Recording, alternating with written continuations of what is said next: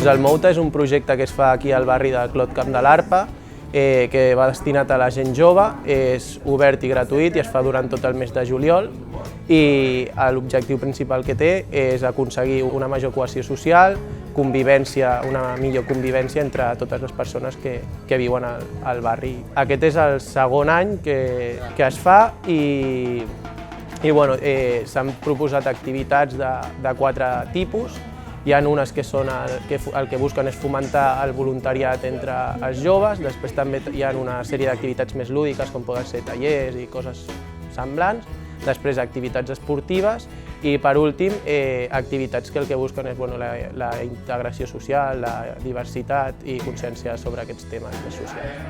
El taller de defensa personal el que pretén sobretot és que els nanos facin esport, aprendre a controlar el seu cos, aprendre a controlar els nervis i a saber que hi ha altres respostes no agressives davant de situacions de tensió, intentant sempre, des de la forma més fàcil i més adient, poder marxar sense que hi hagi risc.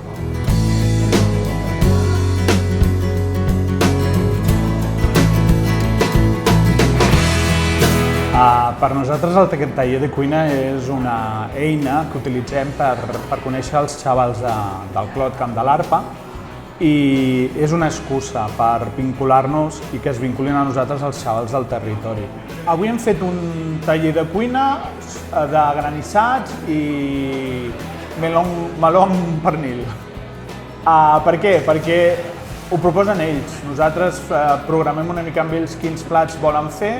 Aquí ningú sap, ho fem una mica entre tots i sí que mirem una mica que siguin plats fàcils, que ens puguem fer en 2 hores, amb l'espai que tenim, que també des de fa un any intentem que siguin, valorem una mica amb ells que siguin plats saludables.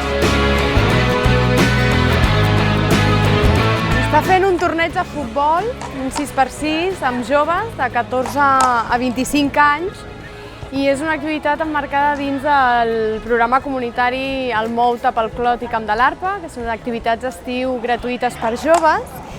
I bé, és una manera d'acostar-se als joves, de vincular-nos amb ells i poder treballar altres aspectes, no només l'esport, sinó també altres necessitats o preocupacions que tinguin els joves a nivell individual.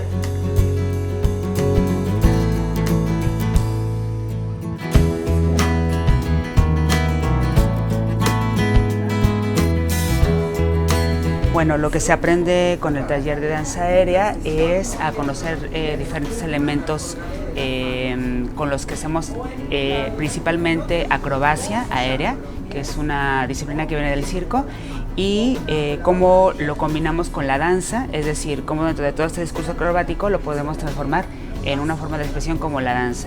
Nosotros damos talleres en otras áreas de Barcelona y en este Casal de Llobas está viniendo gente muy joven, muy adolescente, que les cuesta un poco más de trabajo, pero sin embargo han respondido muy bien, ¿no? Que eso es una de las intenciones del taller, hacer un acercamiento a esta actividad que podría parecer muy lejana, pero no lo es, ¿no? Se puede acceder con paciencia, con disciplina y con trabajo.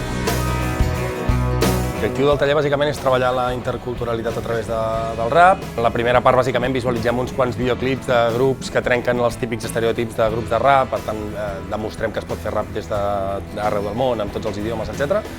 Intentem iniciar un cert debat amb els nois i les noies sobre el tema dels rumors racistes, per detectar si n'han sentit, si no n'han sentit, intentar desmuntar-los en bona mesura. I després, bàsicament, el que es pot, que escriguin 4 o 8 versos sobre l'experiència, sobre les reflexions que han pogut fer i tal.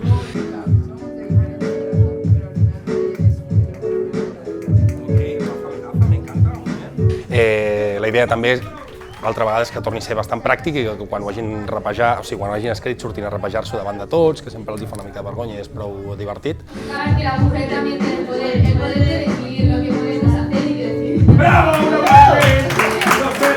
I finalment incorporem també una altra disciplina dintre del hip-hop, que és el ball, d'alguna manera, perquè també puguem acabar l'activitat amb una mica de moviment i sempre és entretingut. Todo el